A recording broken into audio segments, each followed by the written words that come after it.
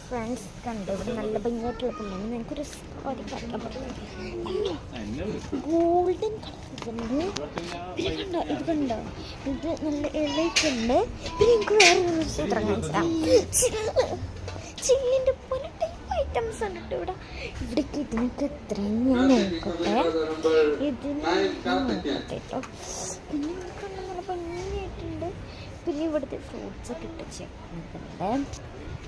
എൻ്റെ ഫ്ലവേഴ്സ് ഉണ്ട്. പിന്നെ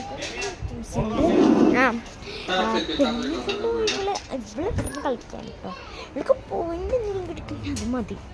പിന്നെ